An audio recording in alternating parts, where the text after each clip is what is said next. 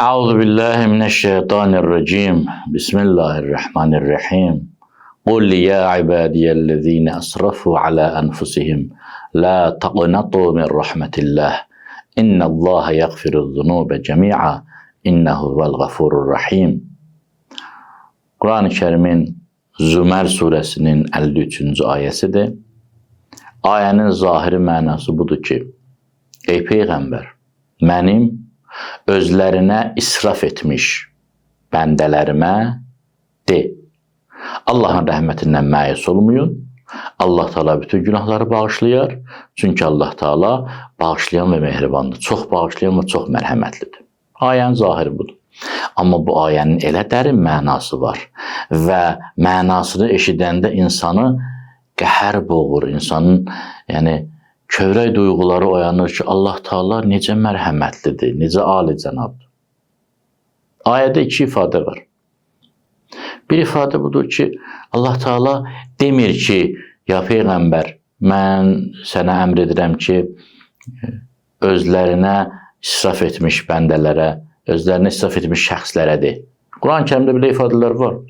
Ya eyyuhəl-ləzīnə, məsələn, amanu, ey iman gətirən şəxslər və ya qul lilləzīnə, məsələn, de filan kəslərə,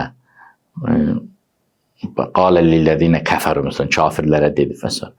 Deyir, qul ya ibadiyəlləzīnə, de, ey mənim bəndələrim.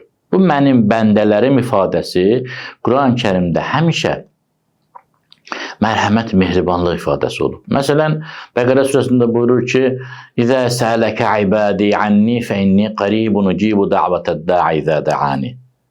Peyğəmbər, bəndələrim məni səndən soruşsalar, mən yaxınam, duanı qəbul edirəm. Duanın qəbul edilməsi məsələsində bəndələrim ifadəsini işlədir. Və yaxud buyurur ki, Subhanəlləzi əsra bi'abidihi leylən minəl məscidil həram iləl məscidil əqsa.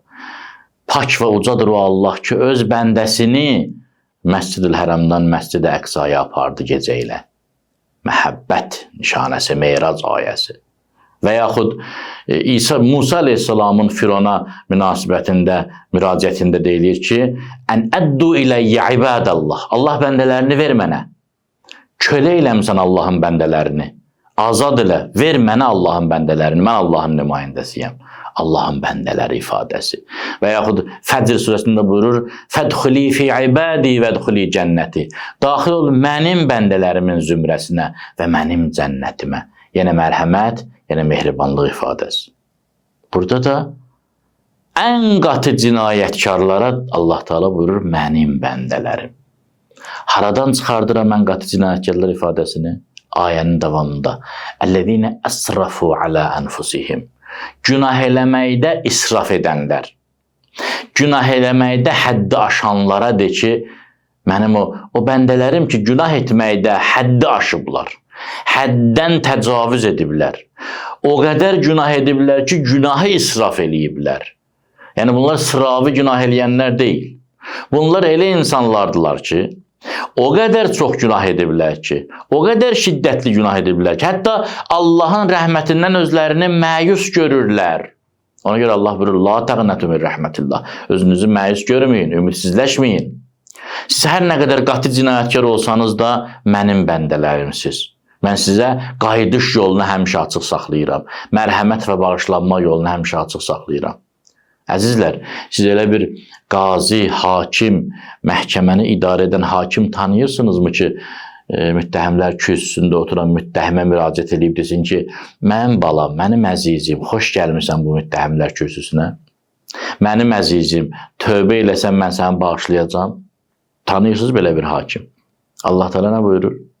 Buyurur, Qul ya ibadiyəl-ləzīnə əsrafu alə ənfusihim. Ey günah etməkdə həddini aşanlar. Günah özü həddi aşmaqdır. Amma bunlar həddi aşmaqda da həddlərini aşıblar. Yəni günahın ağını çıxarıblar.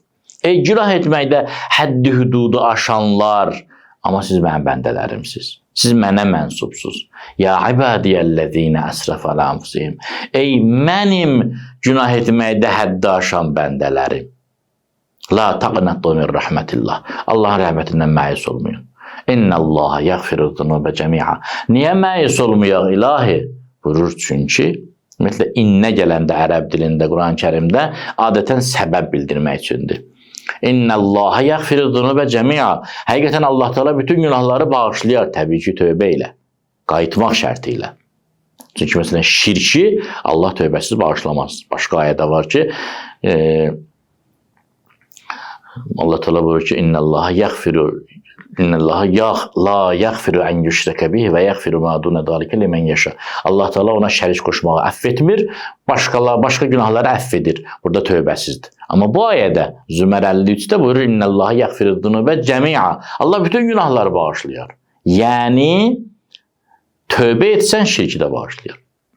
İlahi, niyə belə bağışlayansan ki sən? Buyurur, çünki innəhu vəl qəfurur rəhim. Çünki Allah Teala'dır, çox bağışlayan, çox mərhəmətli, başqa birisini tapa bilməzsiniz. Allah Teala çox bağışlayan və çox mərhəmətli olduğu üçün tövbə ilə bütün günahları bağışlayar. Allah Teala tövbə ilə bütün günahları bağışladığı üçün Allahın rəhmətindən məyus olmayın. Allahın rəhmətindən məyusluğu sizdə nə yaradıb? Günah eləməkdə həddi aşmaq, israf etmək, günahın dağını çıxartmaq. Amma sizə müraciət edirəm, ay mənim bəndələrim. Hərçənd ki, günah eləməkdə ağını çıxartmışsınız, şeytana uyub məyus olmayın. Allah bütün günahları tövbə ilə bağışlayar, çünki Allah çox bağışlayan və çox mərhəmətlidir. Belə Allaha tövbə etmək lazımdır. Allah tövbəni bizə şamil eləsin. Allah'a əmanət qalın.